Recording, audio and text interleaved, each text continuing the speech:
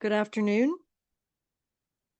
Before we begin this meeting, we want to recognize that we're meeting today on the ancestral lands of the Anishinaabe peoples of the Robinson-Huron Treaties.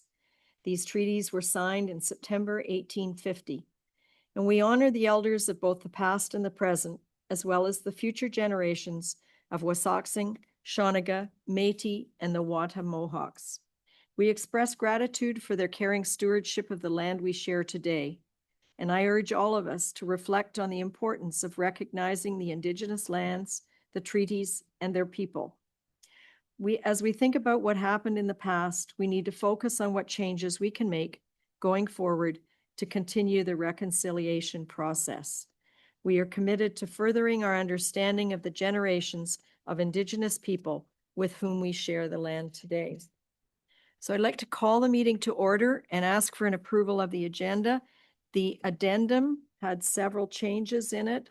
The deletion of item 8A from the staff reports, and an addendum that added information to the closed agenda.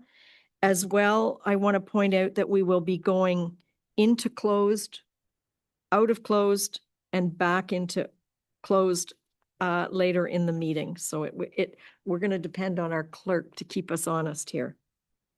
Is there any, can I have an approval of the agenda with the addendum changes? Thank you. Any disclosure of pecuniary interest or a general nature thereof? Nothing. And I have a motion that the Council of the Corporation of the Township of Seguin does hereby adopt the minutes of the regular and closed session meetings of Council held on June 1st as circulated. Do I have a mover? Mario and Greg, all in favor? Thank you, and that is carried. And I have a motion, the Council of the Corporation of the Township of Seguin does hereby adjourn the regular meeting to hold a public meeting and receive public comments for the following matter. The consent application number B 2025-0018-F for zoning bylaw amendment application R 2026-0008-F for Vukelik. I hope I presented your name right. I have a motion, please, to go. Gail, Ted, all in favor? Thank you.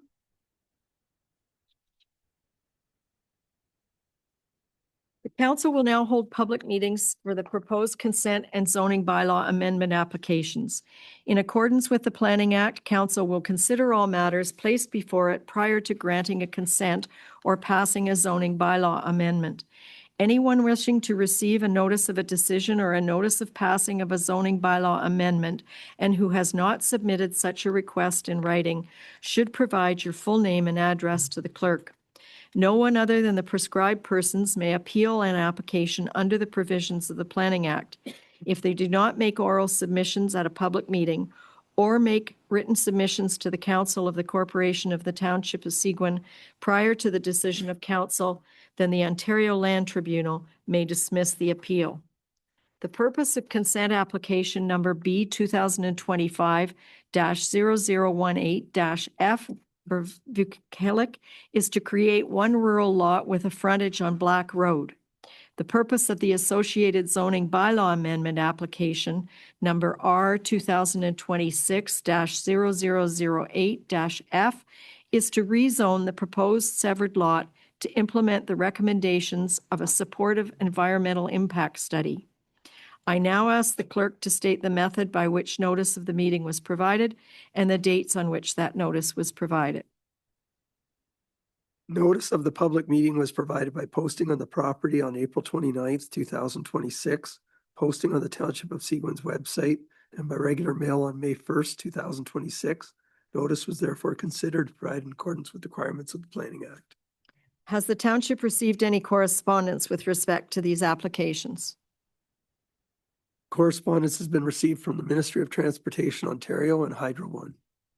Is there anyone present in person in the council chambers who wishes to speak in favor of or in opposition to these applications?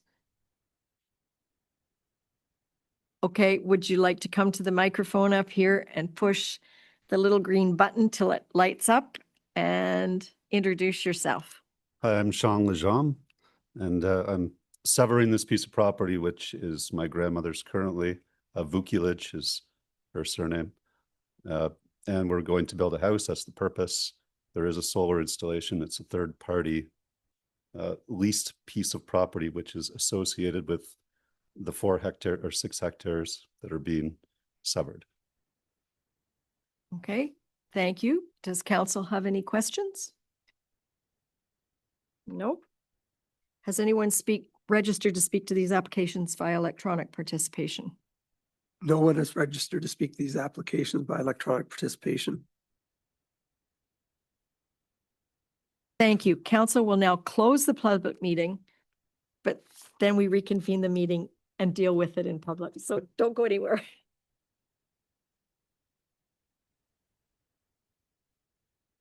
I have a motion that the public meeting held for the following matter is hereby closed and the regular meeting is hereby reconvened. And that's for consent application number B 2025-0018F for zoning bylaw amendment application R 2026-0008-F. Okay, I need somebody. Mary. I'm in a hurry. All in favor? Thank you. I have a motion that the Council of the Corporation of the Township of Seguin does hereby grant provisional approval to consent application number B 2025-0018-F for Vukilich, subject to conditions set out in the decision. Can I have a move? Gail? Can I have a seconder? Mario? All in favor? And the second part of that is the bylaw. I have a motion that the bylaw number 2026-056, being a bylaw to amend the Township of Seguin zoning bylaw number 2006-125, property roll number 4903-030-010-01100 at 37 Black Road for Vukilich is hereby deemed to have been read a first, second, and third time and passed by council. Mover, Greg, Terry. All in favor? Thank you. So you have your severance. Thank you. Good luck with your building. Council will now consider the following road allowance application, RAS 2026-0003 F for Blair on Otter Lake, bylaw number 2026-049. Have any written objections been received related to this application? No written objections have been received related to this application. And I can see that there is no one present in person in the council chambers who wishes to speak to this. Has anyone registered to speak to this application by electronic participation? No one has registered to speak to this application by electronic participation. Does council have any questions about this shore road allowance? Nope. So I have a motion that bylaw number 2026-049, being a bylaw to sell part of an original shore road allowance, application number RAS-2026-0003-F for Blair, is hereby deemed to have been read a first, second, and third time and passed by council. Ken and Mario, all in favor? And that is carried. And we move on to delegations. Are they joining us electronically? Yes.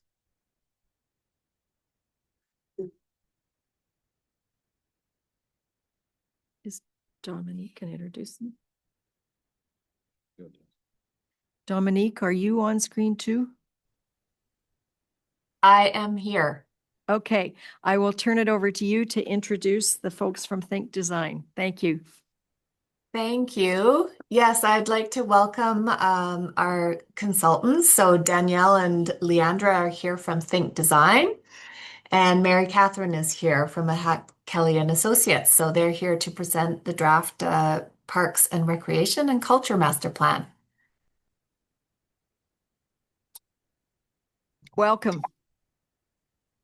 Thanks so much. I'm just going to share my screen here on our end. Give me a moment.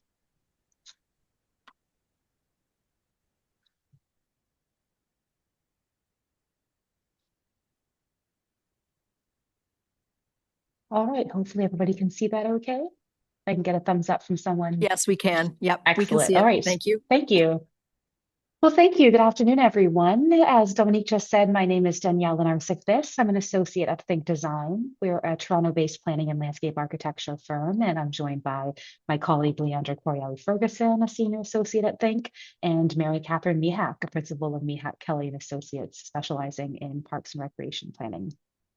And as Dominique said, together our firms have led the development of a parks, recreation, and culture master plan for Seguin Township. In today's presentation, we'll touch on the purpose of a master plan and our timeline and consultation approach for undertaking the project. The bulk of our presentation, though, will focus on sharing the master plan's recommendations for recreation facilities, parks and open spaces, recreation programs and events, and the delivery system of recreation services. We will conclude with the discussion regarding implementation and next steps, and then have time for questions and comments. So the purpose of this master plan is really to guide the township in managing parks and recreation infrastructure over the next 10 years to 2036. The plan is a high-level macro strategic document intended to support the township's planning and budgeting for parks and recreation. The recommendations are based on various data sources, including surveys, meetings, usage data, schedules, site observations, parks and rec trends, and local challenges and opportunities. But ultimately, council will determine when and how the recommendations are implemented. And of course, they might be advanced or delayed or amended over the next 10 years, depending on changing circumstances, additional consultation with the community, et cetera. This slide outlines our project process, beginning with a kickoff meeting, followed by our assembly and background review of relevant plans, policies, and usage data. So we assessed sociodemographic data from the Canadian Census. We reviewed inventories of the township's parks and recreation facilities and visited them on a site tour. We consulted the community through in-person conversations with council members and staff at a visioning workshop last summer. Surveys distributed to residents and user groups, and a youth activity sheet.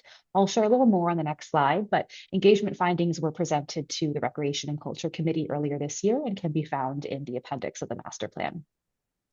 All of that important information collected during the background review and community consultation helped us analyze the current state of parks, recreation, and culture in Seguin and assess community interests, needs, and opportunities for improvement. So through our needs assessments, we developed recommendations and a draft master plan, reviewing drafts with staff for feedback before presenting to the Recreation and Culture Committee and holding a public open house last month in May. We revised the plan once again after speaking with community members, and today we present a final draft for your consideration. As I just mentioned, we conducted a series of engagement activities to consult the Seguin community, including staff, council, parks and recreation user groups, stakeholders, and the general public, including residents young and old. This slide summarizes our engagement. Of note is the telephone survey that was administered to a representative sample of 200 randomly selected households in the township, which balanced the contributions that we received on Let's Connect Seguin from those with a more vested interest in parks and recreation in Seguin. We were also really pleased to engage 52 local youth at Humphrey Public School to learn more about their wishes for the future of recreation. After all, they'll be inheriting these spaces. The master plan contains needs assessments for the 4 areas listed here: recreation facilities, parks and open spaces, programs and events, and the service delivery system. The remainder of our presentation today will focus on summarizing these recommendations within each of the 4 areas. And we'll start with recreation facilities. So I'll invite Mary Catherine to take us away. Thanks, Danielle. Good afternoon, everyone. I'm going to run through a few slides to summarize our recreation facility recommendations, both indoor and outdoor recreation facilities. So 2 new indoor facilities that may be needed and need to be confirmed through feasibility studies include a second ice pad and a multi-use recreation field house. With respect to ice pads, the assessment indicated providing a second ice pad may be a possibility, and to continue tracking annual prime time use at the Humphrey Arena to identify trends and inform a feasibility study, if that is required, when the demand materializes. To increase prime time capacity in the interim, options to improve the use of non-prime time and to extend arena operating hours with scheduling adjustments for late night use should be considered. Providing a multi-use recreation field house should be addressed before making improvements to the existing Rosso field house. The feasibility study for this should assess optional locations, identify staff requirements, and estimate capital and operating costs. While our air-supported domes are often used for these facilities, costs for other building solutions other than bricks and mortar structures should be considered. An example of which is fabric-covered tension structure comprising a steel frame and industrial strength fabric membrane. Most municipalities go with dome structures, but there are other options to providing these buildings. One other consideration that appears in the plan's delivery system, but isn't discussed here, is the opportunity to explore the possibility of a partnership with Rosso Lake College to provide a shared recreation field house. That's something that the municipality might want to look into when that feasibility study is done. With respect to other indoor facilities, multipurpose space is one that we included 2 recommendations to look to determining community needs for various types of multipurpose space and coordinating plans that are already in progress to expand the Rosso Community Hall with changes that can reasonably be made to existing facilities to meet verified needs across the community for different types of space. An arts facility, if the Rosso Field Fire Station is relocated and this building is renovated, to consider providing multipurpose art space here or in the Rosso Memorial Hall if the library is moved to a repurposed fire hall, that is, with the intention of creating an arts hub at the hall. Next slide, please.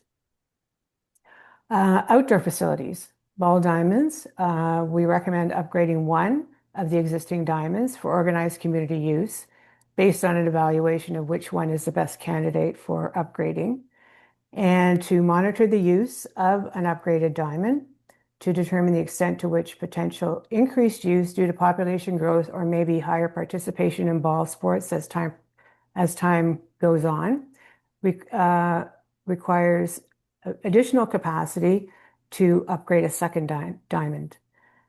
And for multipurpose playing fields, we recommended providing a formal multipurpose playing field, and to do this through considering upgrading the Humphrey Public School field if an agreement with the school board can be secured, or identifying a municipal park that can accommodate up to 2 fields if a second one should be required in the long term, of course by monitoring use by the first field and seeing if that demand materializes, and also considering lighting a field as a possible solution to increasing capacity.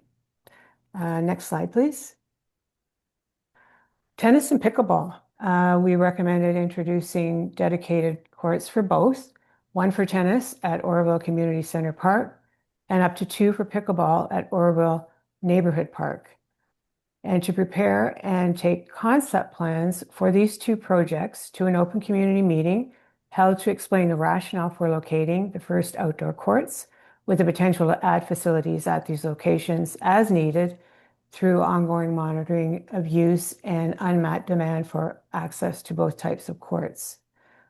Other facility interests may emerge over the term of the plan, and just to continue monitoring interest for new types of facilities and as demand warrants in relation to the municipality's capacity to respond to add these to supply.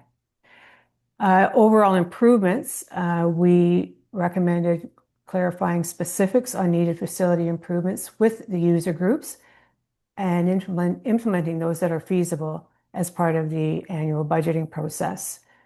And 2 of the things that appeared as priorities from the community were improving food services and storage, both at indoor and outdoor facilities. So those are two key items, I think, to look at in terms of improvements.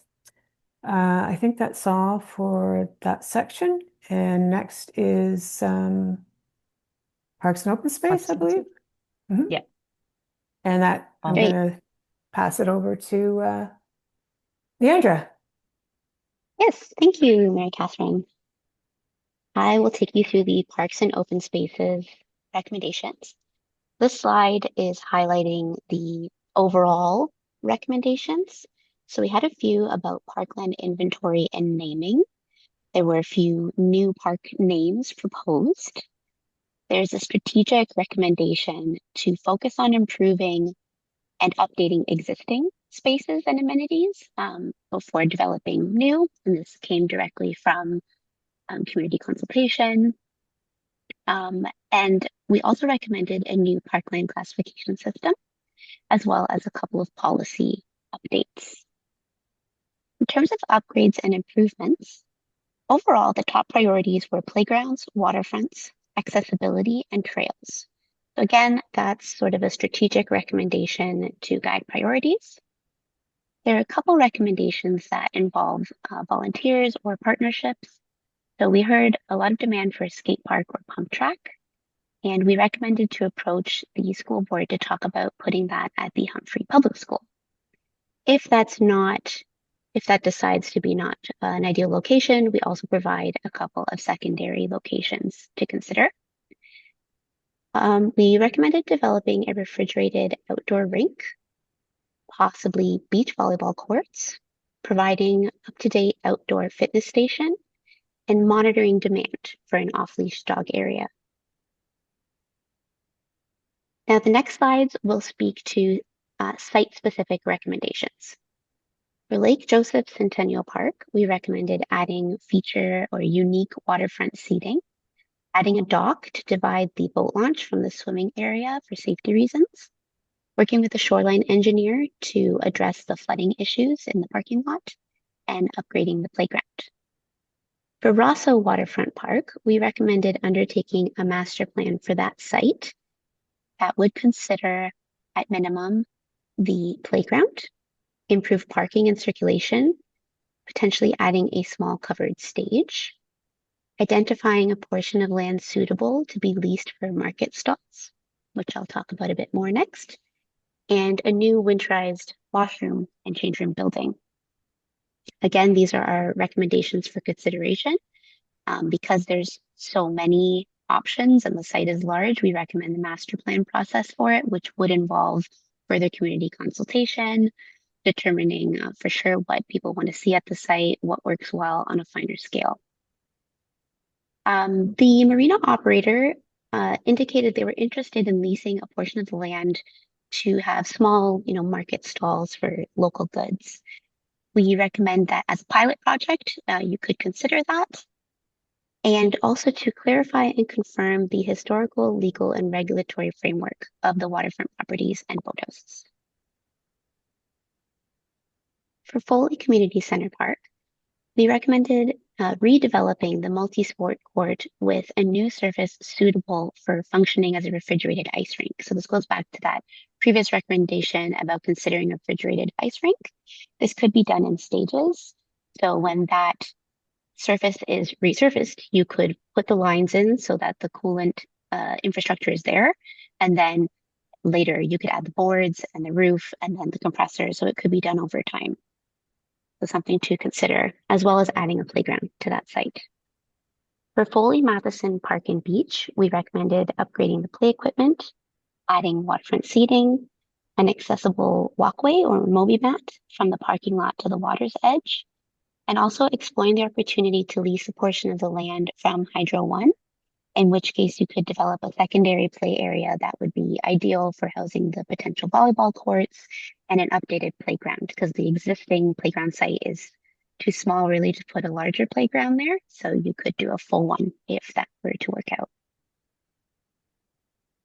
Orville Neighborhood Park, as Mary Catherine mentioned, we recommended converting that basketball court to a pickleball court and expanding the parking. And for Orville Community Center Park, Technically, it's not really a park right now. It's the Orville Community Center site, but there is space on the site. So we recommended, again, that master plan process that I described earlier, to confirm the community demand and feasibility for either a skate park or pump track if the Humphrey Public School site doesn't work out, and or a basketball court to replace the one lost at Orville Neighborhood Park, and or a tennis court, as well as parking improvements, seating and shade at the Orville Community Center site. And finally, water access points. We recommend that staff undertake a detailed review of all the water access points to identify needed improvements, including accessibility, parking, swimming, small craft launches, environmental protection, etc., and have a consolidated database of all of those locations and improvements needed. And that's it, parks and open spaces. Thanks, Leandra. We're going to turn now to programs and events. It's just the one slide here. So the plan has 11 recommendations for recreation programs and events. The first is to consider giving administrative support to the Community Services Department, which would allow the program coordinator to focus on growing recreation offerings, expanding use of existing parks and facilities, partnering with local groups, and evaluating activities. And the program section of the plan goes through some of what we heard from the community about programs and events in Seguin and any gap areas and opportunities. So the coordinator could then support delivery of a newly invigorated waterfront festival event, potential expansions to the sled dog mail run, more activities geared to the teen demographic and to working adults, and expanding outdoor recreation. So this slide provides a glimpse of opportunities for consideration, and the plan goes into some of these ideas in more detail. I'm just going to pass it back to Mary Catherine to discuss the plan's recommendations for Parks and Recreation service delivery. Thanks, Danielle. The service delivery system focuses on policies and procedures to support the other recommendations in each of the substantive service areas. And the first slide here, supporting volunteers and community groups, talks about the first three recommendations relate to developing a policy that outlines the in-kind supports available from the municipality to all volunteer groups and how they qualify to be affiliated. That would be a community group affiliation policy. And financial assistance is directed through the existing donation policy, which the plan recommends renaming as the municipal grant policy, since it is funding from the township to the community and not donations to the township from the community. There may also be opportunities to allow applicants to self-screen online prior to applying for the grant, so they could determine whether or not they're eligible for the grant before they actually submit. The township, we understand, is reorienting its family fun night to increase the focus on volunteer recognition. We also recommend volunteer development and recognition policies to help enhance the municipality's work in this area over time. Next slide, please. Policies and agreements.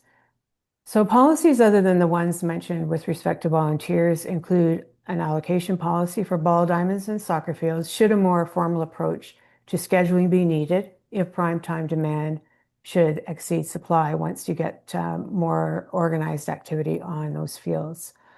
A collaborations and partnership policy can guide the township in determining when to enter working relationships with other parties and the nature of various types of arrangements, some of which you've already established and some new ones might be coming up in the future. All collaborations and partnerships should be backed by appropriate formal agreements.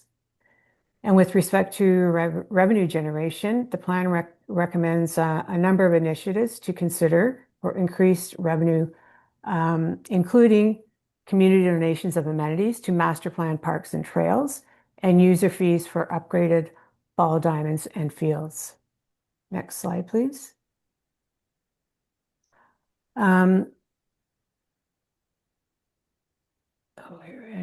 Accessibility and inclusion. So in addition to continuing to implement the town's accessibility plan, Opportunities to provide state-of-the-art inclusive facilities should be researched when building or improving existing facilities or building new ones. And our zone and inclusion policies should be developed. Our zone policy being a zero tolerance for disrespectful behavior and a code of conduct around this. And this is a type of policy that's being adopted by many municipalities in Ontario. And the R in this stands for respect for yourself and others and responsibility for your actions. So that's why it's called an R zone policy. Planning and evaluation, we recommend developing an enhanced database using the township's recreation management software to apply in a formal recreation facilities and program services planning to verify community service needs by monitoring use and demand on an ongoing basis, evaluating the success of the services that are provided to respond to demand, and incorporating these results in subsequent planning activities so you're always current in terms of demand and use for facilities. The township should also lead regular joint services planning sessions with other key non-municipal providers of recreation and related services in Seguin, so everybody's on the same page and working together to make the best responses possible. And I think that's it for service and delivery system. Yeah. Thanks, Back Catherine. to Danielle. Thank you. So this is a new Parks, Recreation, and Culture Master Plan for Seguin Township.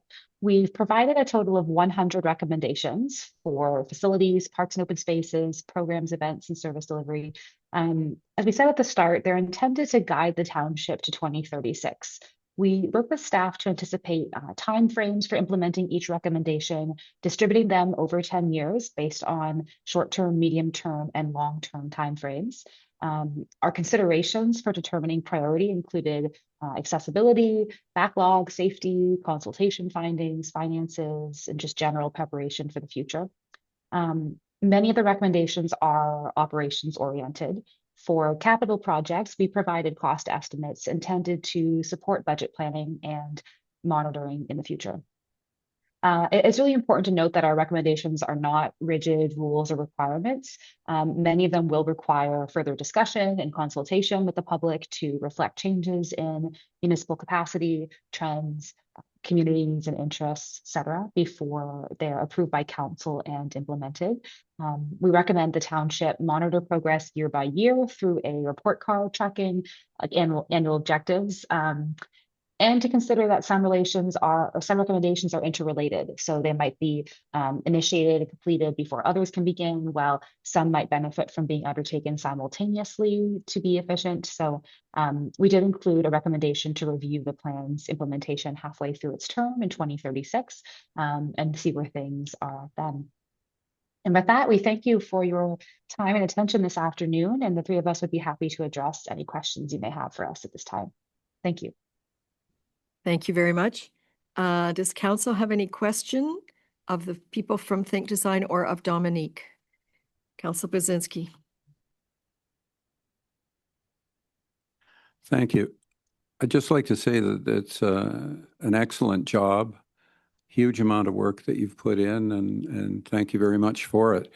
One thing to take into consideration for Foley Matheson Park, Hydro One is undertaking a study right now to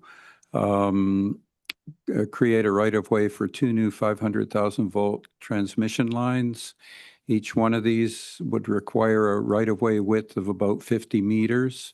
So you're looking at 100 meters from the edge of the existing transmission line right-of-way, which goes past where the towers are. Now, they're in the early stages. There's no guarantee that they will parallel this right-of-way, but quite frankly, from my experience, it's a pretty solid alternative. So you may want to consider what would be done there. Foley Matheson Park was clear-cut by Hydro One a number of years ago, and to the consternation of lake residents and others in the township. Keeping in touch with what's going on with Hydro One will be very important in terms of the future of this park. So that was the one thing. And I'd just like to say, we get our agenda package normally Wednesday night, and I didn't really, we had a little bit of a technical glitch, so I got it a little bit later.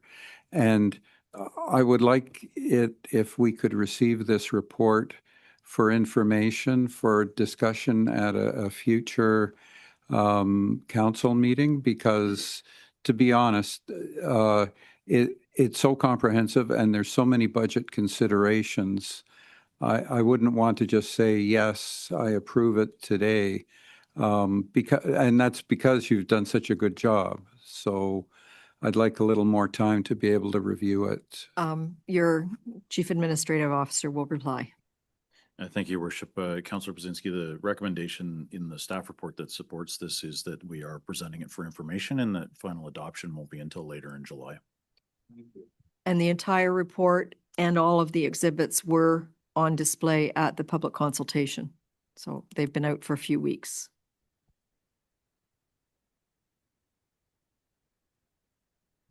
Dominique, any wrap-up comments?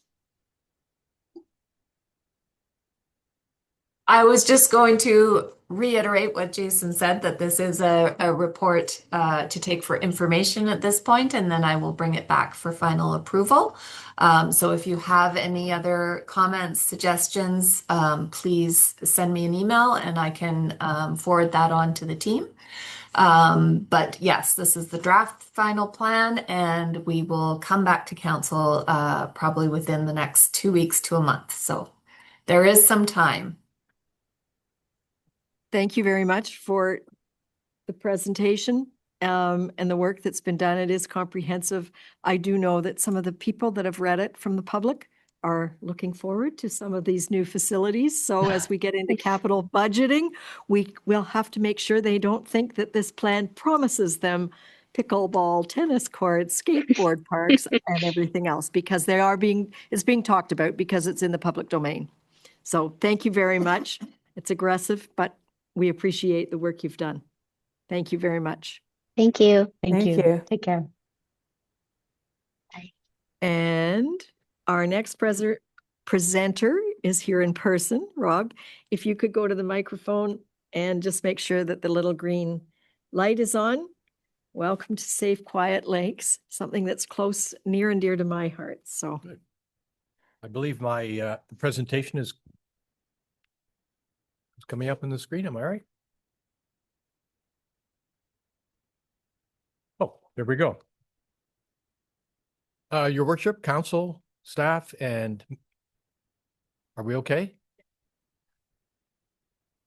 Oh, I see. Oh, and I get to change the terrific. Where do I post? Where do I point it? Wow. Not used to being in control.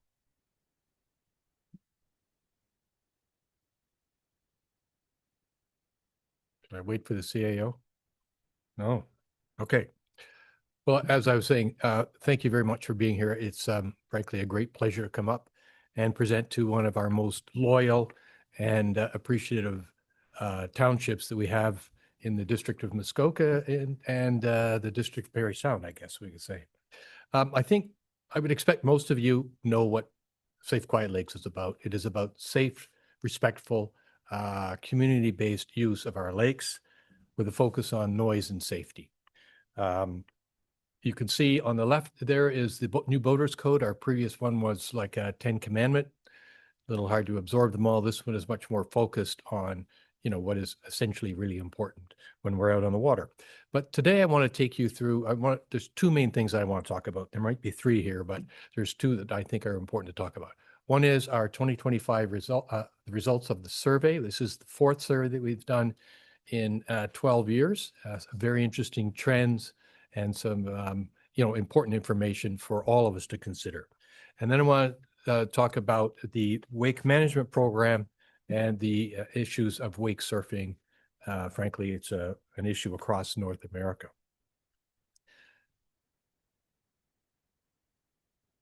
Okay.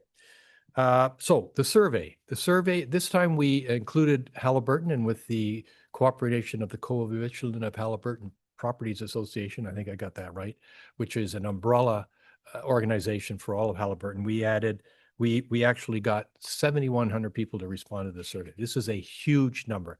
We suspect there is no other, lake survey probably anywhere in North America of this size. The previous one was 5,000. I think when we started in 2013, our focus was just on the three big lakes, and as I recall, it was 1,200, 1,500. So this survey has gone a long way. There's interest in this survey way beyond the area of district and Muskoka and Parry Sound. You can see that the three big lakes account for 24%, and you can see the numbers, but it kind of drops off. The other lakes in Muskoka are 22%. Halliburton's about 19%. Other lakes in Ontario are around 15%. We've even had 1.4% from out of province, and that's probably related to those members of the Decibel Coalition that we had across Canada. Interestingly enough, the split between male and female was about even. The age of the respondents, 81% of them are over 55, which is probably consistent with property ownership stats, maybe not quite, but close enough.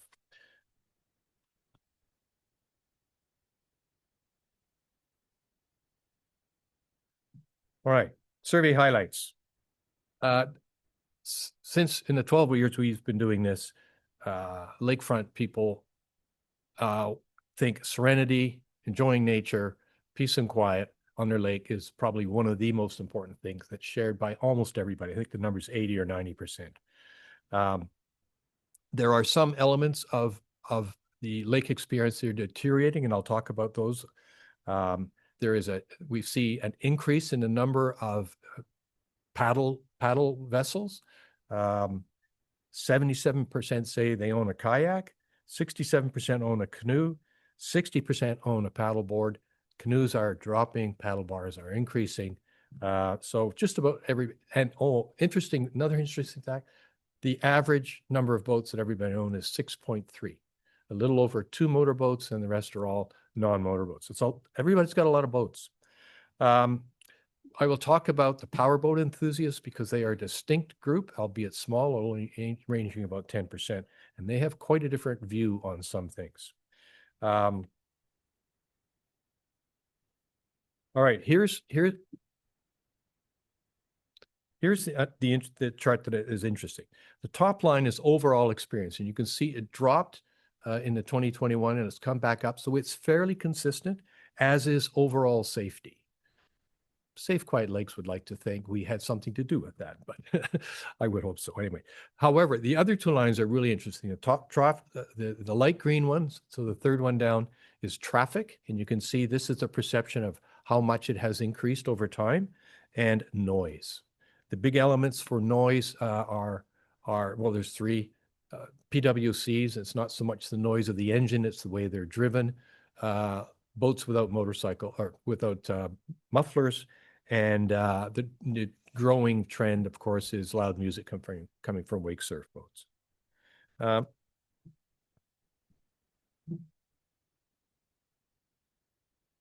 right, so let's deal with the first 3 bars have to do with safety. The next one is unwanted noise, and the last one is, boats close to shore.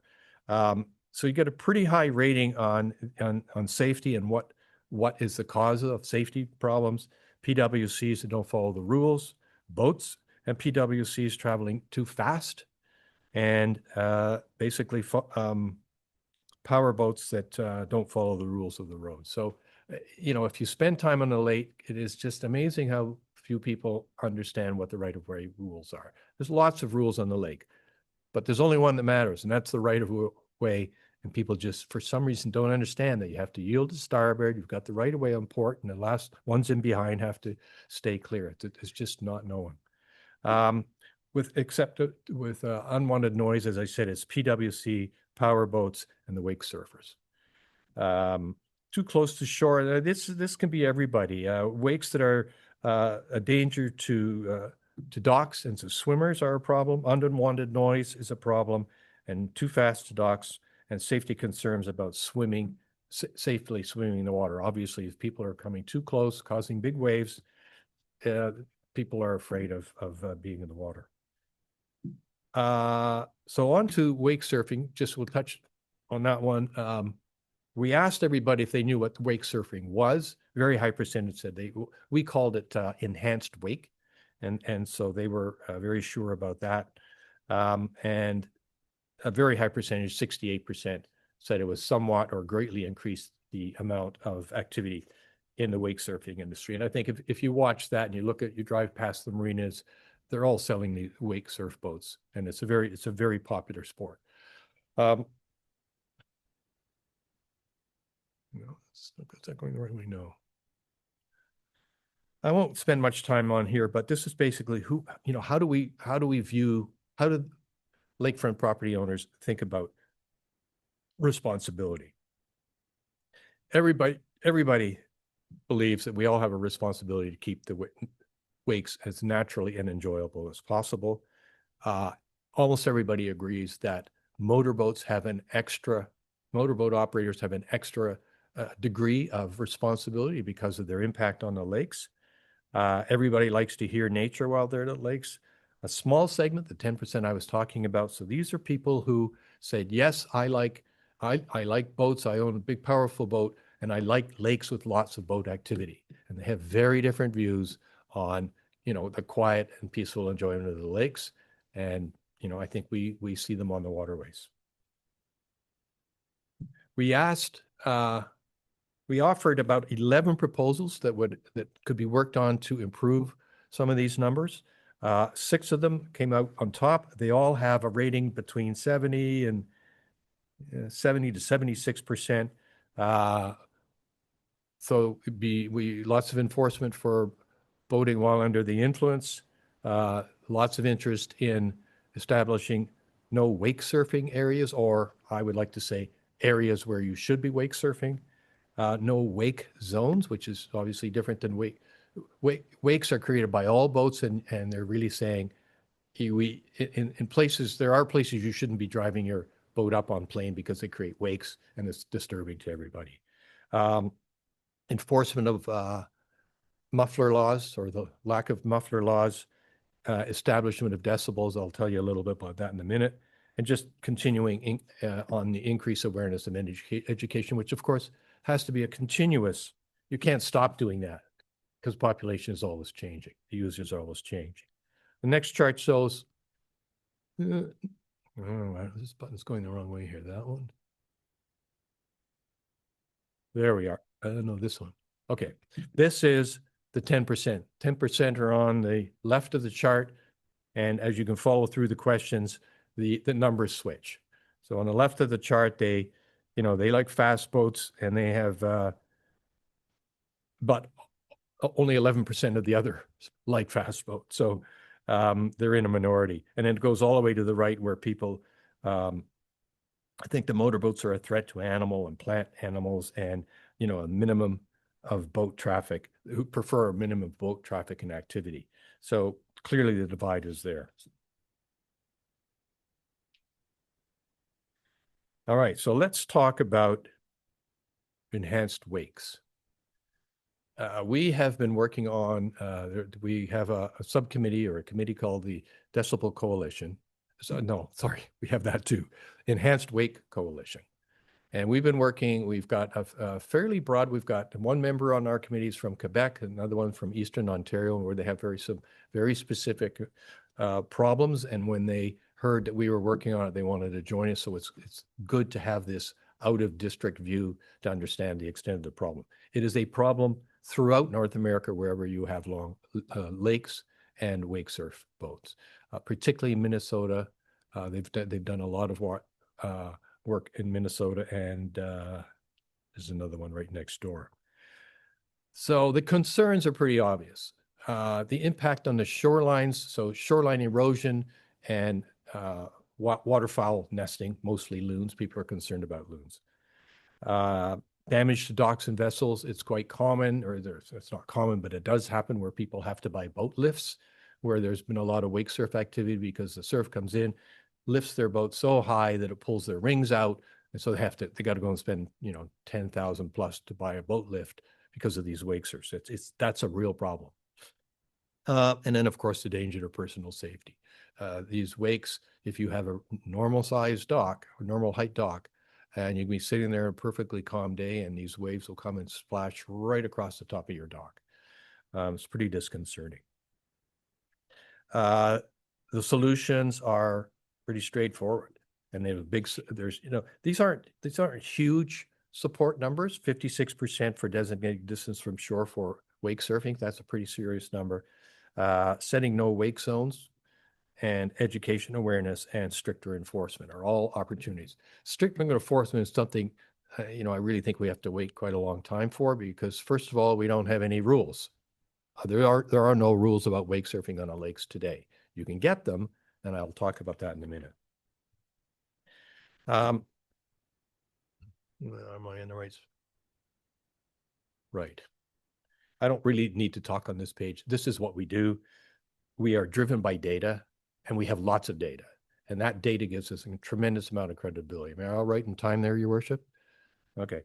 That really is a very, very powerful tool. When you stand in front of government officials, Transport Canada, and you have this kind of support and data, it is a very powerful tool. So we focus obviously safety, wakes, noise, and PWCs. We do this through outreach and education. We do it through research and advocacy. So we find out what the best practices are. And then if we need, we go to government and get improved regulations. Those are normally fairly long-term projects. And we have a broad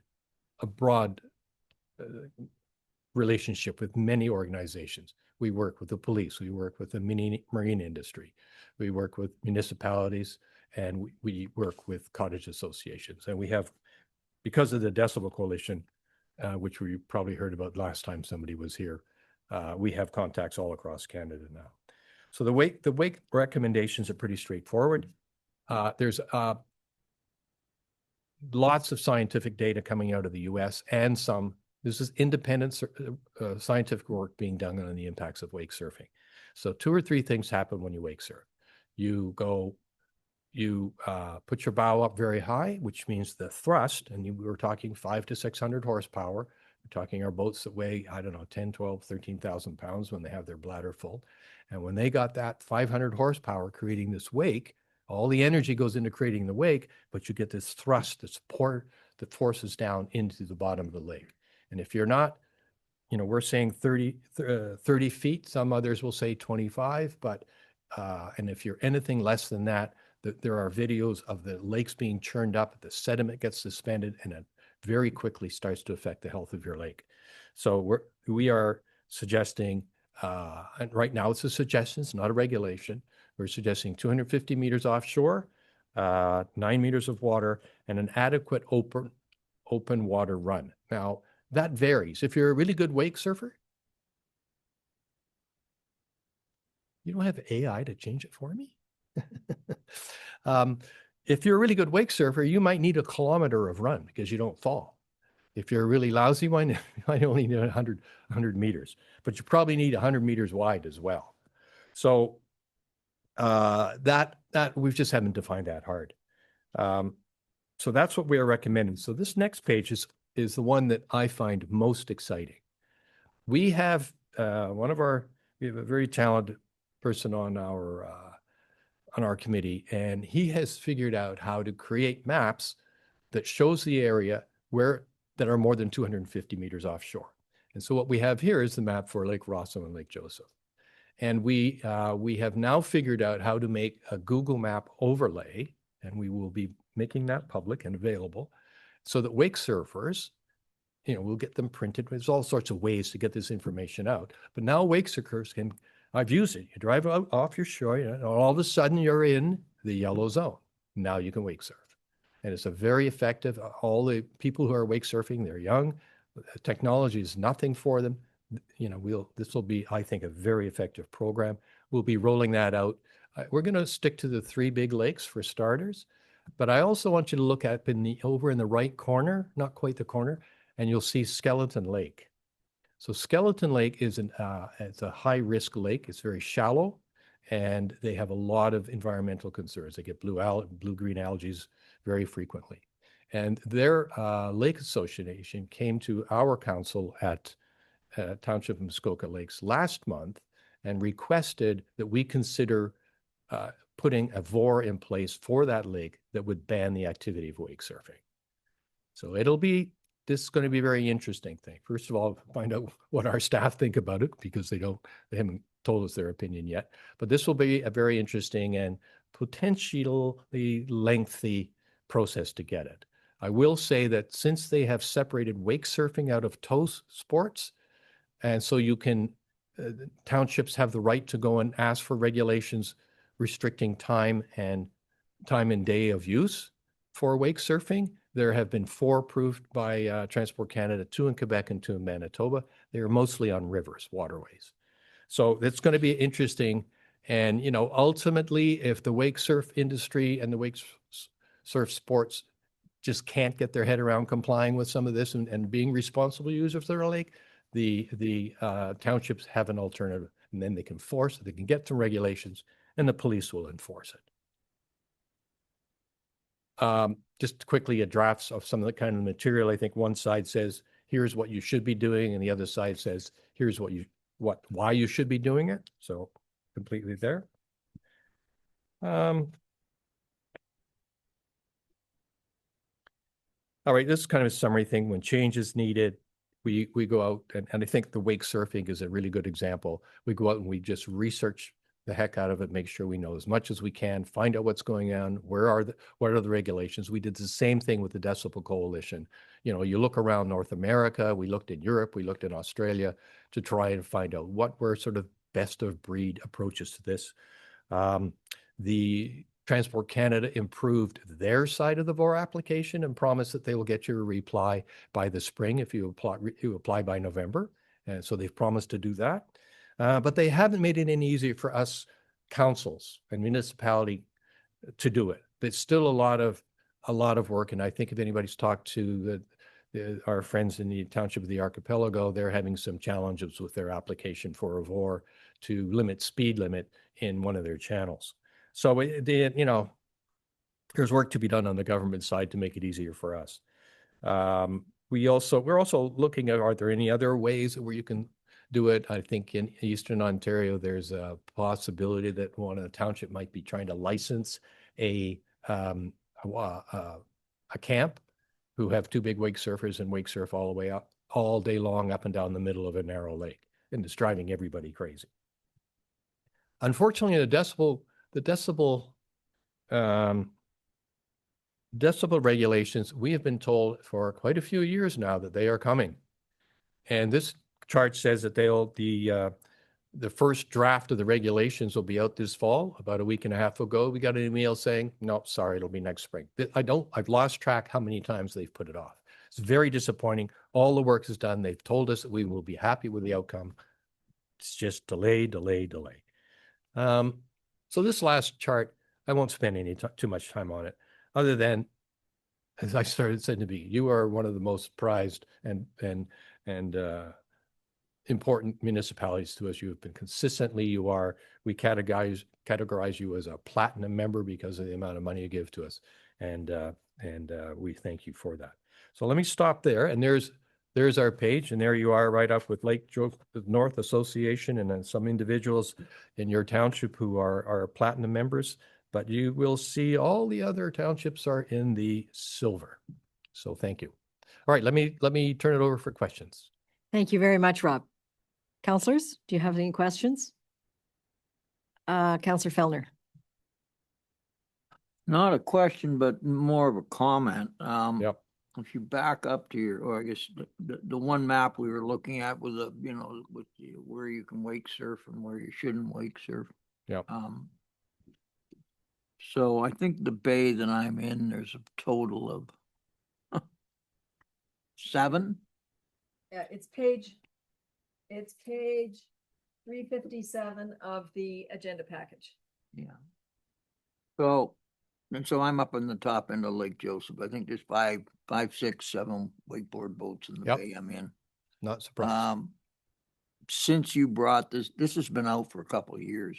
I remember seeing this, Dr. James. Dr. James at one of the association meetings a couple of years ago. And since then, you know, they all kind of putt out and they go out in the middle and do whatever they're doing and come back. And it's, the only issues we really have is just, you know, kind of transient people going through, right? Yeah. So it's working.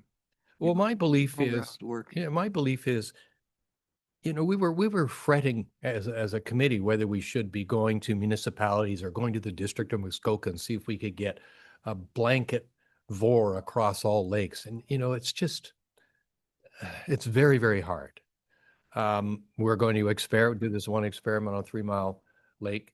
But my belief is most of them are wake surfing where they wake surf because it's a nice bay and it's nice and quiet, and they have no idea what damage they're doing. So I think education and communication is going to make a difference. You know, It has where I live. it's targeted to, we have two groups we're after. We're after the wake surfers and we're after their neighbors. And if they both become informed about what is the right place to go and why, more than likely, unless you got some people who just don't care, I think we'll get results. So I'm very, very glad to hear that. Thank you. Councillor Finson. That's along the same line. It's not my question, but my comment was, how do you enforce the rules until you got to that map?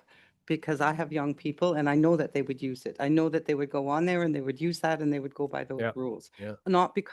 Only because there are rules and they're most people, I think, are rule followers. So when you got to the map, I thought, oh, I don't have any questions anymore. I really like that. Yeah. Because I like education and most people will comply because you can't enforce. I mean, I'm sorry, but when somebody's doing something out on the lake, the OPP are a long way away in our lakes. They're not coming to rescue you and they're not coming to give tickets. I'm sorry. That's just not going to happen. But this plan with the mapping it out, I think it's brilliant. Yeah, my hope would be is we will never need a VOR on our lakes. Because everybody Googles, like everybody. I know we were just doing something somewhere and my son Googled where the fish were. But it was like really interesting. But, Yeah. I wouldn't have even thought of doing that. So Well, I think that's my opinion, it's a really brilliant idea and I think it will work. I really do. Except for the people who are just in for the day. Thank you. Councillor Getty. Thank you, Mayor. Thank you very much. I've had the opportunity to participate in some of your online training and it's phenomenal. I'd recommend it to everybody on council if they have the opportunity. I was just thinking though that when you're doing this presentation, the timing is perfect because we just heard you sat through it, our review of our rec and culture master plan. Right. And part of that is the all of our waterfront and our waterfront access points. And I can see that this, as we move forward with it, I think, you know, I'll ask if we can explore enhancing that partnership with you and looking at integrating it into the signage at the access points to try to use them as educational opportunities when people are going on the water. You know, we do have more of a problem, as Councillor Fellner said, often with the day trippers. But at least if we can put that out there, we can start assisting in spreading that education and trying to control some of the problems we have on our lakes. So thank you. I'll take that advice back as to our committees that I don't know that we would do it for this summer because it's not on the list, but you know, not right beside the voters code sign. Here's a sign where you wake surf. And the other concept that we haven't decided is, should that area be also the place where PWCs can go and play? All right. If you get them offshore too, you know, say, if you want to do this kind of stuff, here's where you go. And on these lakes, there's huge areas. Stay out of the bays. Don't do the run up and down the shore over and over and over again. Go and do it in the middle of the lake. And that's PWCs is our largest problem. So it's another concept. We haven't embraced that one yet. Thank you. You've done incredible work and it's come a long, long way since 2013 around a dining room table. Yeah. So congratulations. And we'll be looking for your Google map I will be for my grandchildren to put on the lake. So just let me ask a question. In the boat Yep. with Google Map, does it light up when you hit the? Well, Google Map has this little blue dot where you are. Yeah. So when you hit the area, No, it doesn't light up. it But well, you can see the blue dot go from I'm in from there to the blue yellow water area? and into the yellow space. Okay, you can see that. Okay, Blue perfect. dot moves. I tried it. I went, I thought I died in heaven. I went, Okay, so that's great. Okay, and 250 meters is quite a long way offshore, but that's where it should be. yep. There's no doubt. Well, right. thank you very much for all you do and your successes. Okay, I'm going to hang around. Thank you. You're going to hang around. You can if you want. Yes, it is a public meeting so far. So we move on to the recommendations from the waste management study. I think, Tom, you can do the introductions as Director of Public Yeah, Works. thank you, Mayor and Council. So this is the purpose to build on the already completed work by township staff, building on the 2025 waste management review. And if you recall, the January 15th special meeting of council, the decision was to upgrade all sites instead of consolidating. So I hope that was enough history and background into this delegation, or else I might need another agenda item if that's the case. So to support this effort, we have selected a consulting team with extensive experience, a lot of experience overhauling municipal waste management, operations, and services. And I'd like to introduce the team. Firstly is LJ Admin Services, Linda France, who will be the overall project management and dealing with the administration, and Barrett and Associates, presented by Mike Barrett, who will provide the subject matter expertise, including the development and technical analysis of options and recommendations within the project scope. I'll just hand it off to the both of them, Linda and Mike. Linda, you want to go first, or Mike, you taking the floor? I think with everyone's permission, I'll just dive right in if to be respectful of your time. So thank you and good afternoon, everyone. You know, really the intent of this part or today's presentation is to provide you with a little bit of our initial thoughts around how we want to build on the 2025 waste management review that was completed by staff. It really was a comprehensive and very well done document that provided a good foundation for this next phase of the work. So our compliments to Directors McLeod and Penger and their staff. That report provides excellent background on the current program operations and costs and some of the implications in the long term. As an industry, we're seeing significant pressure on cost of operations. So the intent of the work that we're going to be undertaking is to really look at the findings of that initial report and start to look at it through an operational lens to determine whether or not there are opportunities to improve operational efficiencies in terms of the design and setup of the individual transfer sites in the Christie landfill, and also to look at how we might be able to improve site accessibility, safety, and services to residents in terms of how they're laid out, and down the road as you potentially develop new programs to make sure we can accommodate those. And then, of course, we also want to look at one of the underlying problems that we understand Seguin faces, like many cottage country municipalities, around illegal dumping and waste coming in from other jurisdictions, which can have a significant impact on operational costs. So we'll be providing recommendations around how to set up sites differently to address that issue, as well as to support bylaw enforcement. And then, of course, we'll be looking at sort of the long-term implications of all of those recommendations so that you'll have a basis upon which to make a good and informed decision when we come back to you in the fall. Just in terms of our approach around how we're envisioning tackling this issue, we've gone out to the sites already. We're actually quite familiar with them. We provided some funding in our previous jobs for the compactor systems at 4 of the sites that you currently operate. So we know them quite well, and our goal really is to kind of look at those sites, look at how we can set them up a little bit differently, and we're going to look at three basic models around how to haul materials, the current TransStore systems that you use, the compactor type approach that you have for your blue box materials, as well as other approaches like roll-off containers like you would have at the Bon Echo site, and front-end loader systems to see which might give you a better long-term, better cost proposal or performance around the processing and managing of materials. Then what we plan on doing is also looking at new and emerging technologies to see if there's different ways that we can reduce operating costs. And I apologize for the telephone in the background if you can hear that.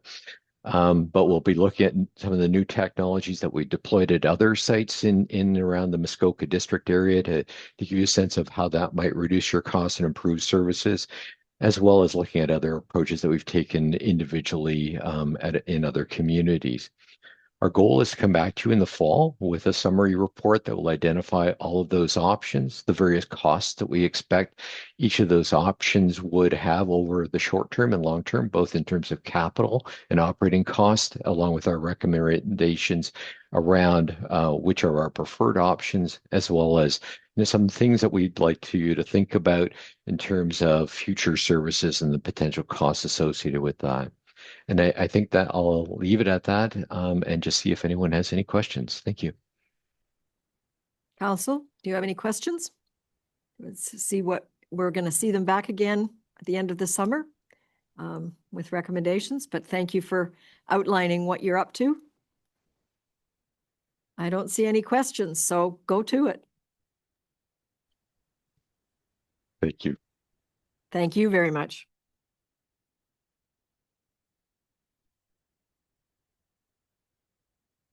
We move on to staff reports. Item 8A has been removed from the agenda. So I have a motion that the Council of the Corporation of the Township of Seguin does hereby receive the staff reports as presented on the agenda and the addendum for June 15th meeting of council. That includes... Do I have to go through all these? No. Okay. So just staff reports. But I have a motion. Gail and Ted. All in favor? Thank you. And with 8A being removed, welcome, Michelle. So we are on to 8B and the financial update. Thank you. Yes, this is our first financial update of the year. We're projecting a small surplus of just under $13,000. As you can see, there's a number of items that are contributing to that. But one of the most important things that we've had since the budget was passed was notification that the NORDS program was going to be extended for 5 years. So that will give us $232,000 per year to put towards roads and infrastructure that are affected by resource development. So that will help offset some of the expenditures that we had this year that were slightly higher than normal and leave us in a positive position. And I'm happy to answer any questions that council may have. Anybody got any questions this early in the year? Well, it's starting off on the right side of the pluses and minuses. Thanks, Michelle. It's a comprehensive report as always. Thank you very, very much. We move on to the business with the recommendation from the archipelago. Do you want to talk to it a little bit? Sorry, thank you, Mayor. I think this is just a notification by the Township of the Archipelago. It's only for information. The passing of Tom Lundy, we lost him on the Police Services Board, and they have just reappointed. It's just to notify us of their new appointment. Thank you. Thank you very much. And for council reports, let's start at Ward 1. Ken?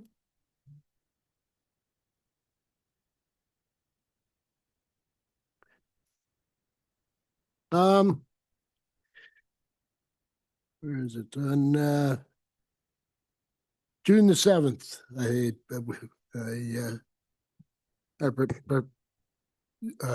did the walk with, well, I did the ride with Greg on the hospital walk. We had, To ride the whole way. I got to ride the whole way. I wanted to walk a little bit, but Greg would not let me, so it was great. I've also had a lot of emails coming in. I've had a couple of emails regarding Black Road. They weren't too pleasant. I've had a couple from Horseshoe Lake Road that weren't too pleasant either. Other than that, I've had a few phone calls, and that's about it for me. Thanks.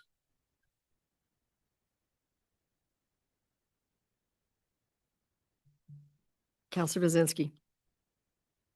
Thank you. I too have had a number of residents in my ward that are concerned about the township policy. Is it that they're going to remove all the asphalt and so on off the existing roads where they're in trouble? And I said I'd be discussing it with the township, and we'd see. We do have a roads plan. But anyway, that was occupying some of my time, and the dark skies bylaw also came up in discussions with a few people, and as did noise in general. The noise bylaw says that amplified noise won't be allowed, and I'll have to talk with Sean Carroll about, does that mean like an amplifier outside, like Camp George, or does it mean if you have an amp in the house and your windows are open and you're cranking it up? Anyway, there's some of this I think is just bad blood between some neighbors, but I'm going to be talking with people to get to the bottom of it. And that's most of the activity that I've had. Councillor Getty. Thank you, Mayor. On the 4th of June, I had a special meeting of the Library Board. On June the 7th, I was able to participate in the West Perry Sound Hospital Walk. I'd like to thank the Mayor for organizing, and I'd like to give a shout out to Councillor Fellner. He made the rest of us look poor in our fundraising, but as a team, Team Seguin did very well. And I'd just like to take the opportunity to thank all of the first responders that work in our communities. On June the 9th, Constable Taryn Bally was murdered up in Hearst, Ontario from the Ontario Provincial Police. And on June 11th, Constable Mark Pinizzotto was murdered in Toronto, executing a search warrant with the Emergency Task Force. And we thank them for their work and their commitment to keeping things safe in our community. Thank you. Councillor Fellner. Well, thank you, Mayor. As indicated, I was also present at the walk. It was a great morning to have a walk, and it was a very pleasant walk. It was just long enough. I was very impressed by Councillor Getty's stamina in pushing my friend Ken around in a wheelchair. I thought for sure halfway through that we were going to have to give him a hand, but he beat us in. It was a good event. I think the hospital, I think the lady said they raised what, about $60,000. So that's, yeah, you made a difference somewhere. You know you did. So that's good. I had a meeting for the new recreation center was scheduled. The June meeting was canceled, basically because there wasn't really anything to discuss. Things are running right along the way they should be, and looking really forward to when we can get the doors open and this thing is getting close. Every time I drive by, it looks closer and closer and closer. And people keep asking me, what's in this place?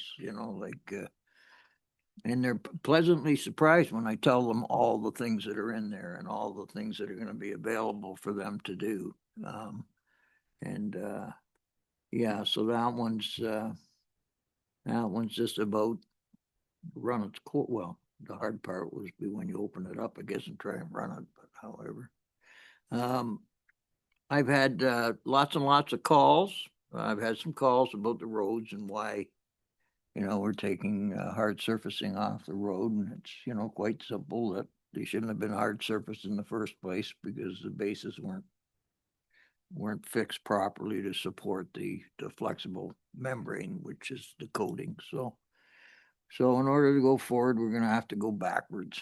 That's unfortunate, but that's just a sort of a misguided plan over the last 15 years. I've also had some other questions, but they had predominantly to do with planning matters. So, and that's all I have to report. Councillor Collins?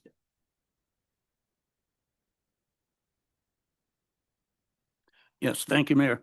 On May 7th, I attended the Seguin Business Committee meeting. On, I'm going to say a week ago, I had a group meeting with cottagers that have their cottages on Diamond Lake, and their only access is the Seguin Trail. And it's in pretty rough shape right now, and I had a talk with our CAO about this. I didn't know until I was told by our CAO that the land use agreement was signed, and I wasn't aware of that. And now the Seguin Trail is still being maintained by Seguin Township, and maybe I was away, I don't know, but the land use agreement was signed, and we are still maintaining the trail, which is good news. And that's it right now. I think they'd like to see that trail that surrounds Diamond Lake, maybe to get some more aggregate, and so that's all I have to say right now. Councillor Finson? I did the walk for the hospital in Prince Edward Island, and it was not a nice day, and nobody pushed me around, and it was raining so hard, I couldn't even get a photograph, and I couldn't get the girls out of the car. They wouldn't come with me. My son and I did it together, so, but it was raining really hard. It was bad weather there, but I did it, and it was great, and I just want to say congratulations to the team for being number one. Way to go. I've fielded a lot of calls. I've had a lot of emails to deal with other issues, and that's all I have. Thank you. Thanks very much. Can I add one thing? Sure, you can have one more time. I meant to say this earlier, and I'd be remiss if I didn't mention my neighbors, because my neighbors were the ones that I reached out and asked if they'd support us at the hospital, and they all came back in spades. And once again, it's I think I'm gifted. Yeah, I'm really lucky to live in the neighborhood I have. I have good neighbors, so that's all I have to say. Thanks, Terry. June 3rd, I attended the Tamarack North Center agency meeting. Their agency name is SAGE. They have made the adjustments that were requested by the MSB and our naming sponsor. So now you will see on the YMCA newsletter, it's clearly the Tamarack North Center operated by the Y. It is not a Y building. On the 4th of June, we had the business committee, and we had to accept the resignation of Andrew Ryland, who had written this on the Tuesday that he was resigning for a reason beyond his control. Our meeting was on Thursday, and on Friday of that week, he passed away. And we had passed that we would like to honor Andrew's contribution to the whole West Perry Sound community, and the trailhead of the Seguin Trail at Highway 518 and Tallyho Swords Road is basically where is going to be named the Andrew Ryland Trailhead. As you may recall, he was the founder of Bear Claw Tours. He was also one of the founding members of the SMART community, which pushed long before most of us knew what they were pushing for internet connections. Andrew's passing will be sorely missed by many, many committees and organizations. He was also the person that got the Chamber and Explorer's Edge to recognize that West Perry Sound region was different than Muskoka, and we didn't belong with Sudbury. So he's been active for a long time and passed away after a valiant battle with cancer. On the 5th, I attended the part of the Rosso Lake College powwow, which again was okay for a while, and then the skies opened. So it ended quickly. Most people, it ended. The walk was great, and I appreciate everybody for joining us.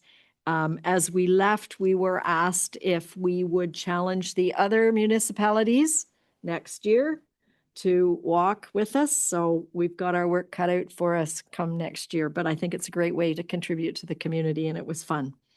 On the 9th, we had an airport commission meeting. And then on Saturday morning, I attended the Rosso Lake College closing ceremonies for part of it, the graduation. I do want to pay tribute to the OPP officer that was killed in Hearst. Many of you probably know Mayor Roger Seguin, who is the mayor of Hearst, who was on the radio paying tribute to the family many times. And I called Roger because I see him at all the, committee or all the phonem and everything. And he said that it was a hard time for the town, but also the town was truly coming together because of the unfortunate event. And I hope I'll see everybody at the Family Fun Night on the 19th at the Rosso waterfront. Over to you. Thank you, Worship.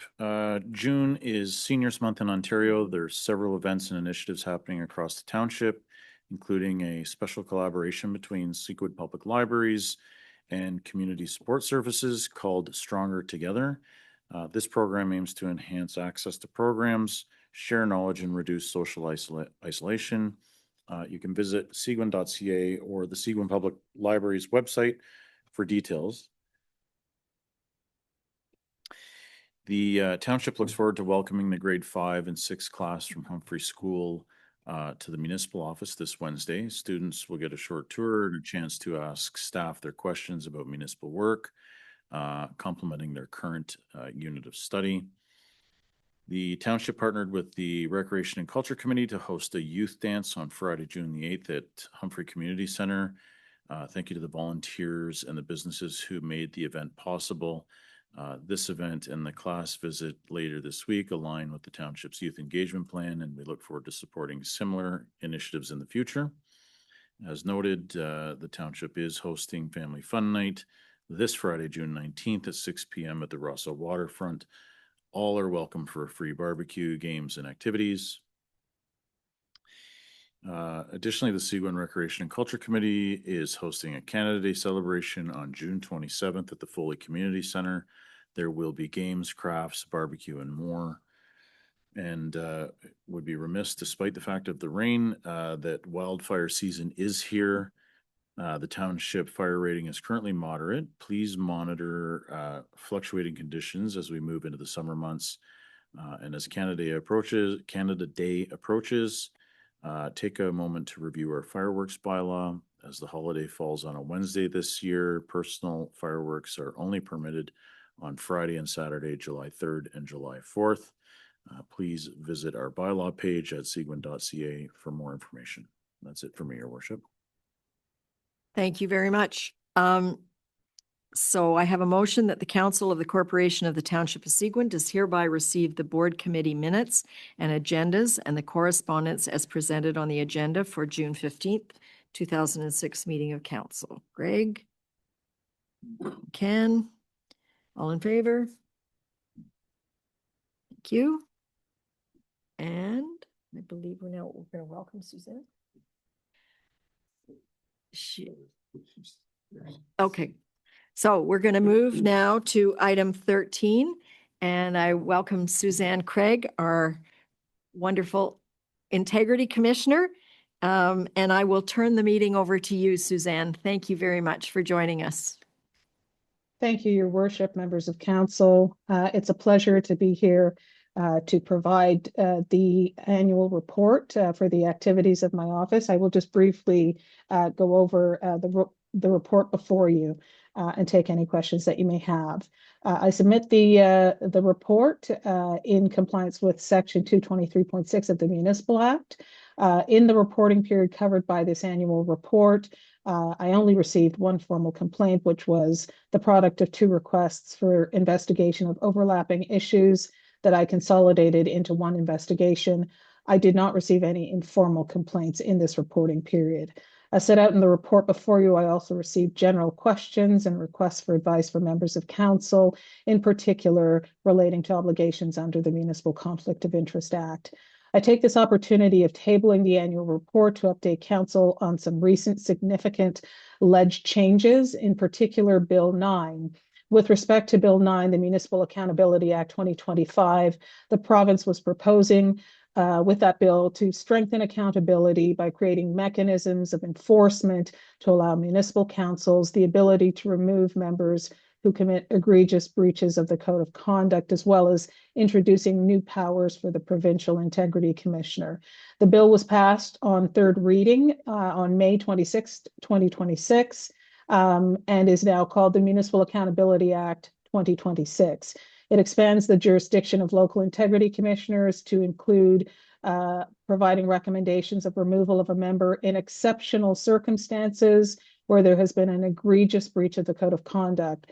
While the regs have not been passed yet, it's understood that the law intends that if the local integrity commissioner finds that there has been a breach of the code in a significant way, typically with respect to harassment, the IC will find a member in contravention of the code, make a recommendation of removal from office. The matter will go to the Integrity Commissioner of Ontario, who will conduct a review. And if she concurs that there has been an egregious contravention of the code that warrants removal from office, she will send the report back to council, and council will make the decision on removal from office of the member investigated. The Act also creates a uniform municipal code of conduct for all municipalities in Ontario with the intent of creating consistency in application of the rules. And finally, we'll create a new role for the Integrity Commissioner of Ontario to provide oversight of municipal integrity commissioners, train municipal integrity commissioners, and train members of council. As this is a municipal election year, I've also taken the opportunity to include in the annual report some helpful information for members regarding this period, what it means to them under the Code of Conduct. In accordance with the Seguin Township Code of Conduct, complaints will be investigated in accordance with your protocol, and there is a blackout period, which means that if the Integrity Commissioner has not completed an inquiry before nomination day, the Integrity Commissioner shall terminate the inquiry on that day, August 21st. And if an inquiry is terminated, she shall not recommence another inquiry unless within 6 weeks after voting day, which is October 26th, there is a request by the complainant or the member to reopen the investigation, and that will only be at the discretion of the Integrity Commissioner. So simply, there shall not be any request for inquiries past August 21st. I will not, if there is an ongoing investigation, bring a report to council past that day, and the municipality shall not receive any reports from me or make any decisions relating to any investigations. That being said, this office can provide sitting members of council with information and advice under the Code and the Municipal Conflict of Interest Act, but not under the Municipal Elections Act, and I cannot provide advice to candidates. Generally speaking, members may endorse political candidates, but must do so as private citizens and must make clear that they are acting as private individuals. The report concludes with this office's statement of expenditures for the reporting year. And I'd like to conclude my presentation of the annual report by thanking Municipal Clerk Mr. Craig Jeffrey and his staff for their assistance in helping me identify and understand the policies of the township in exercise of my mandate. And I'd like to thank Mayor and members of council for the honor of serving as IC for the township in this reporting year. I respectfully submit the report before you for council's receipt. Thank you. Thank you very much. I'm going to put this on, have a motion that the Council of the Corporation of the Township of Seguin does hereby receive the Office of the Integrity's annual report, July 2025 to June 2026, attached as Schedule A to this resolution. Can we put this on the table and then we'll open it up to questions? Councillor Getty and a seconder. All in favor. So your report is accepted, and I hope you are available to take some questions from council. On the annual report, yes, Your Worship. I have a question about the integrity report, integrity commissioner's report. Does it become public? So the annual report, section 223.6 of the Municipal Act states that if the integrity commissioner publishes to council periodic, the legislation speaks to a periodic report. In this case, it is an annual report. And if the integrity commissioner submits a report as it relates to her investigation findings, if she has conducted a code of conduct complaint investigation, those reports shall be made public. Okay, that answers my question. So a specific investigation does become public once it's completed and submitted by you. Certainly, Your Worship, I will provide a brief overview of the code complaint investigation. If you'd like to go into that, I will take questions on the annual report if there are any right now. But yes, all reports of the Integrity Commissioner are made public. That is a legislative requirement. Okay. Does any council have any questions on the annual report? Nope. Okay. So Suzanne is. Go. The clerk for the next step, because I know we have to move into closed at some Our point. integrity commissioner is now going to provide information on the complaint investigation report process. Thank you, Mr. Clerk, and through you, Madam Chair. Before council today, I submit the complaint investigation report, setting out the findings and recommended sanctions with respect to two formal requests for investigation that I determined I would consolidate into one complaint with a single investigation report. The first complaint and allegations relate to a November 13th, 2025 meeting of the District Social Services Administration Board, and made allegations with respect to the respondent having conducted disrespectful and intimidating behavior. In addition, the complaint set out conduct alleging to have that the respondent ran afoul of the code with his conduct on January the 14th between himself and another member of council. The second complaint allegation set out that the respondent on January 14th, 2026 contravened the code with conduct directed at a second member of council. The respondent was provided with sufficient information to be in position to reply to the complaint. The complaint protocol sets out that the complaint will be provided to the respondent with careful thoroughness of detail to allow the member to understand the complaint allegations against him. But the Integrity Commissioner is under no obligation to disclose the identity of the complainants, the identity of any witnesses, or anyone with whom she has spoken, unless she believes in her discretion that it is essential for the member to adequately respond. This principle rests on the foundation that by including the names of certain individuals, this would be putting them at risk, causing a chill on individuals who in the future may wish to bring forward complaints. The code complaint investigation process is not a court process. However, procedural fairness is required. The degree to which procedural fairness is required was set out in a 2016 divisional court decision in which the respondent in that code complaint sought an application to the court because he believed that the Integrity Commissioner's investigation was procedurally unfair. And what the court said is that there was a particular case, the Baker decision, that actually set out what procedural fairness meant. There has to be a process set out, and that is set out in the Code of Conduct and the procedural bylaw, or in your case, the Integrity Commissioner Inquiry Protocol. The report has to have factual conclusions and recommendations.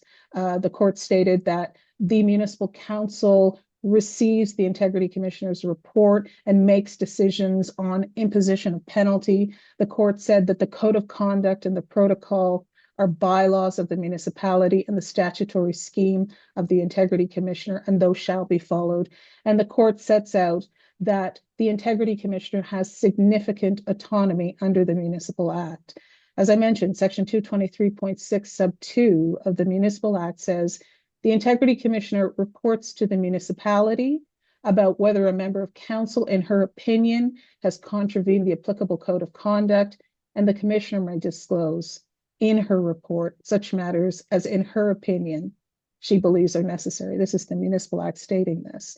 In the report before you, I've exercised my discretion to disclose only those particulars that I have determined as an arm's length investigator and fact finder and a statutory officer that I believe are necessary for you, council, to make an informed decision on the proposed sanctions. I advised the respondent that he was being provided a copy of the draft findings before I finalized the report in accordance with the principles of procedural fairness.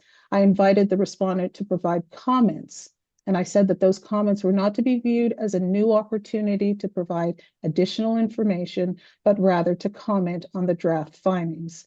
Then I finalized the report.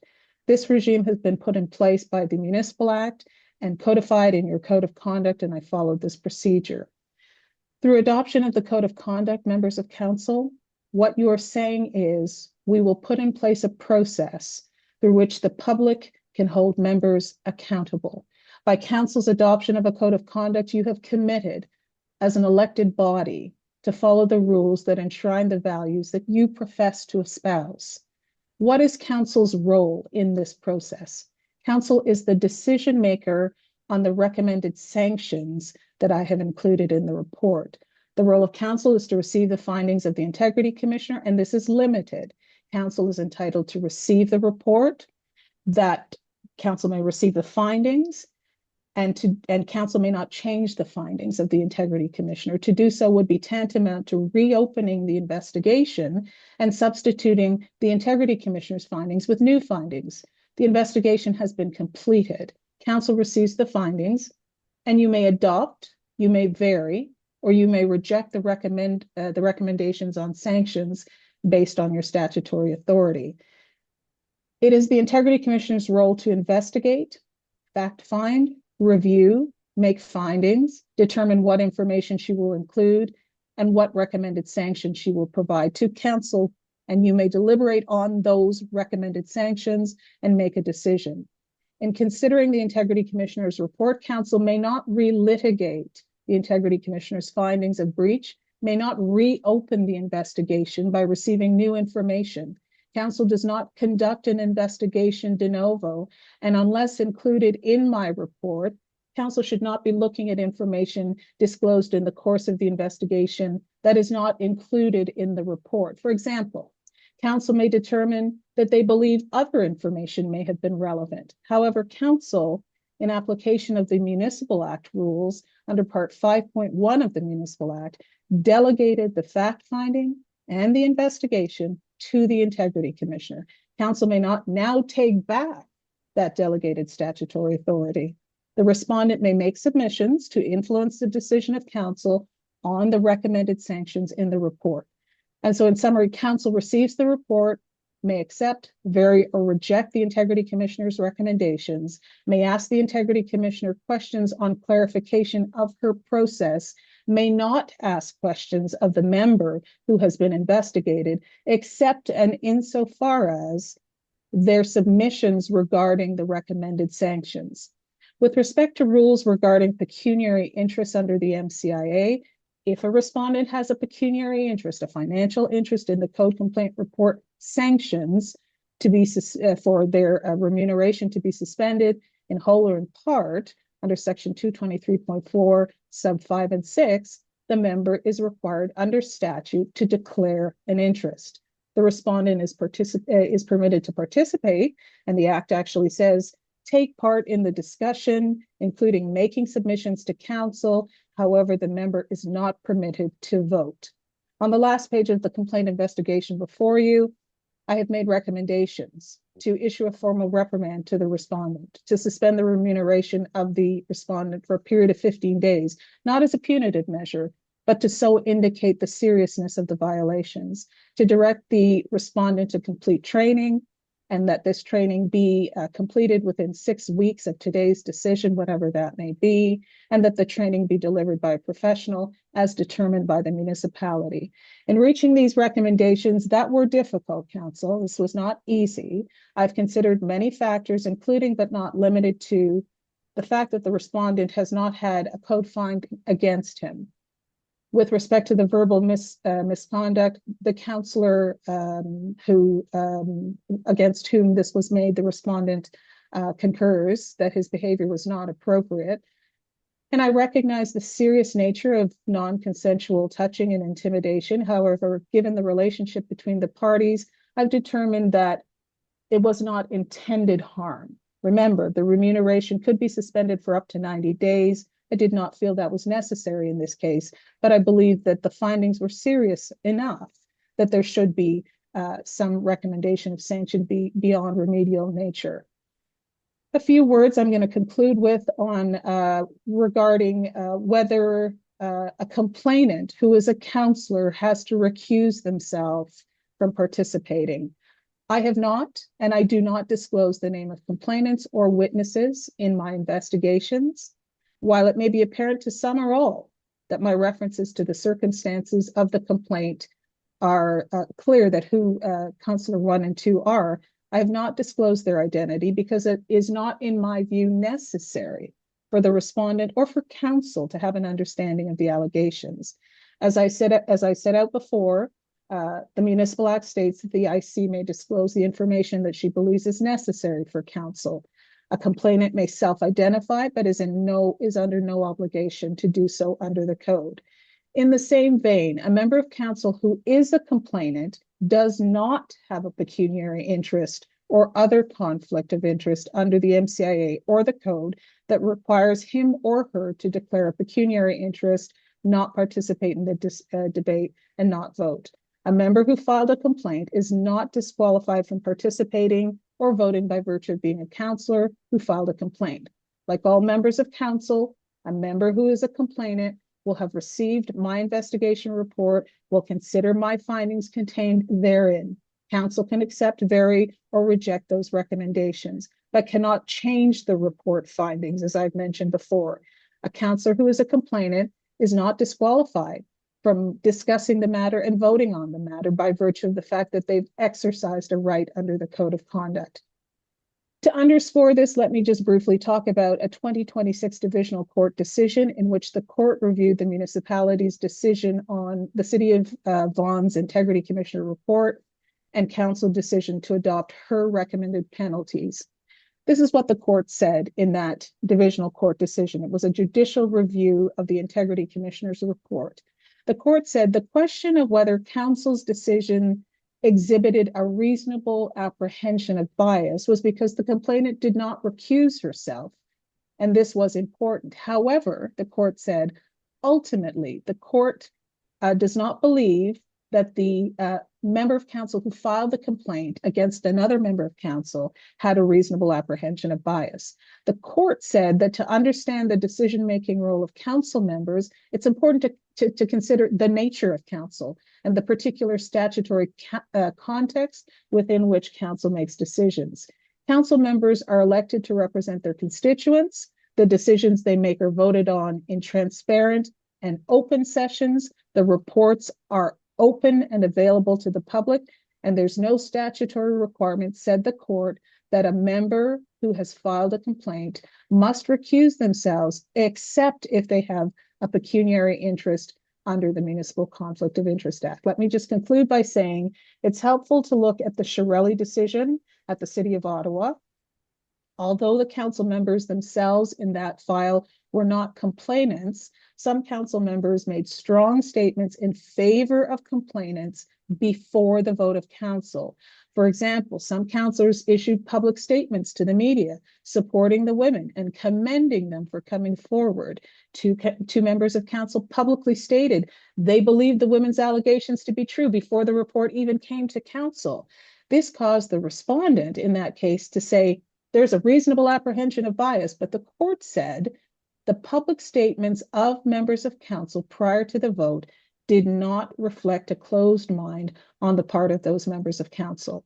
The court concluded by saying, it's anticipated by the wording of section 223.41 of the Municipal Act that council members or council as a whole may make a complaint to the Integrity Commissioner. Please reason, if council as a whole complained to the IC, it could not be expected that all members of council would recuse themselves from a resulting vote.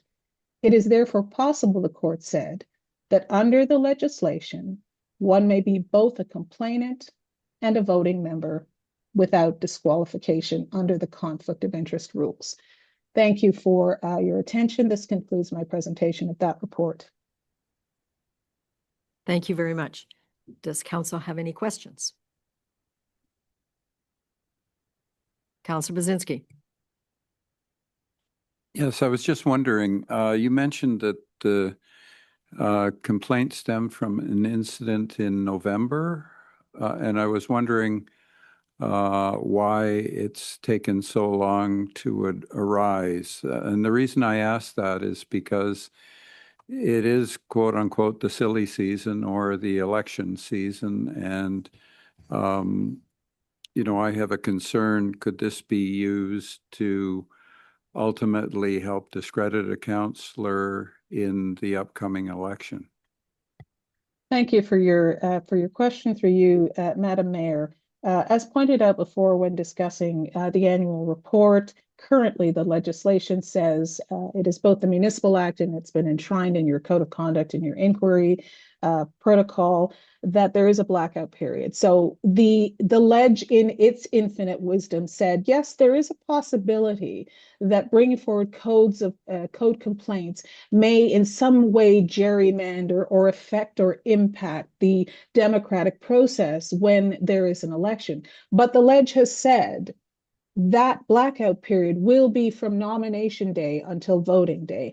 And so in compliance with what the law states for me in carrying out my role, I will receive complaints until the nomination period. I will conduct a preliminary review, as I do with all complaints, to determine if the matter is frivolous, vexatious, without grounds for conducting an inquiry. And then you, council, will look at my findings. And if I have determined that I will investigate and that I did not determine that there was bad faith, and I did believe that even if a matter is within the election period open for receipt of code of conduct complaints, there may be an ulterior motive, but it's not the only motive.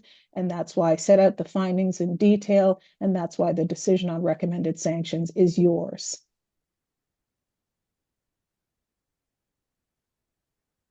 Any other questions? Thank you very, very much, Suzanne, for the detailed explanation. And now we are going to move into closed. Do we excuse Suzanne? Or does Suzanne come with us? If I may, I don't know who you're looking at, but if I may, Madam Mayor. I'm looking at the clerk for advice. But all right, well, then I will let the clerk speak. The clerk is deferring to yourself.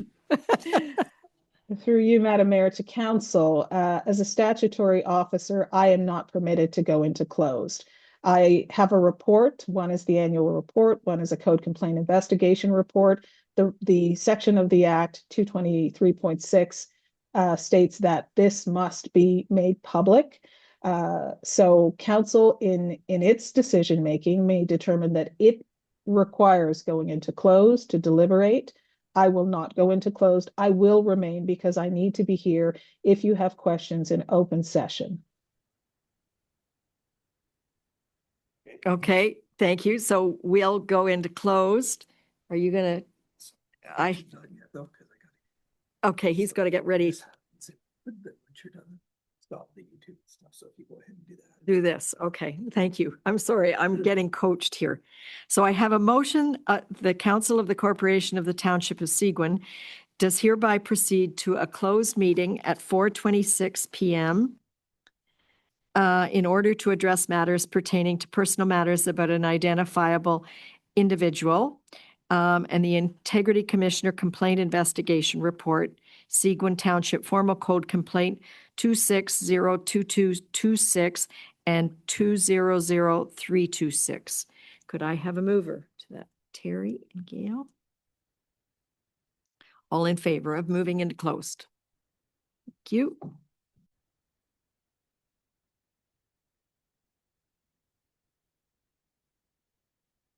Okay, I have a motion that the Council of the Corporation of the Township of Seguin does hereby rise from the closed session and declare the regular meeting reconvened at 4:50 p.m.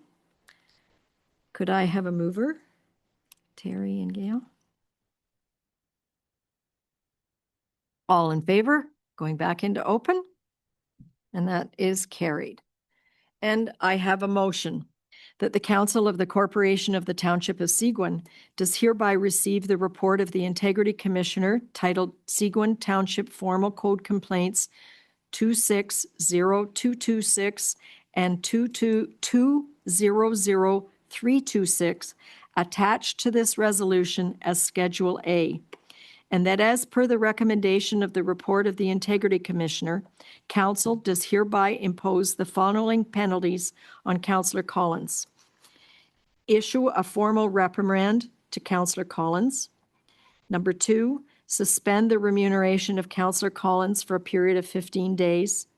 And 3, direct Councillor Collins to complete training respecting respectful communications and treating councillor members and all others without bullying or intimidation, and to ensure that municipal work environment is free from intimidation and harassment. This course must be completed within 6 weeks of the decision of council, and that the training be delivered by a professional as determined by the municipality and at the cost of the respondent. Could I have a mover? Councillor Ken, and a seconder? Greg, thank you.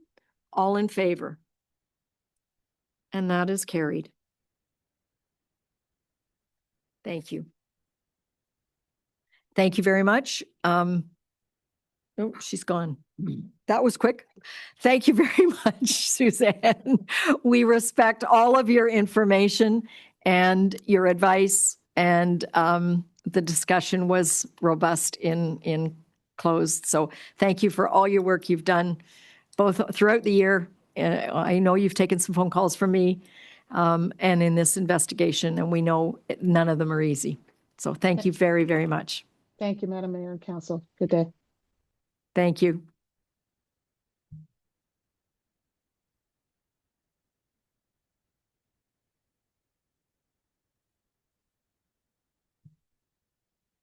I now have a motion that Council of the Corporation of the Township of Seguin does hereby proceed to a closed meeting at 4:53 p.m.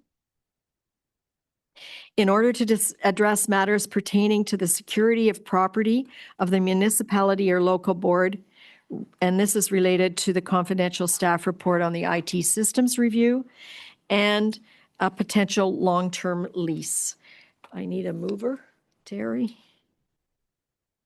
Gail? All in favor? We're back into closed again, and some of the staff are. Okay, I have a motion that the Council of the Corporation of the Township of Seguin does hereby rise from the closed session and declare the regular meeting reconvened at 5:16 p.m. Mover? Gail? Mario? All in favor? And we got a couple more of these, guys.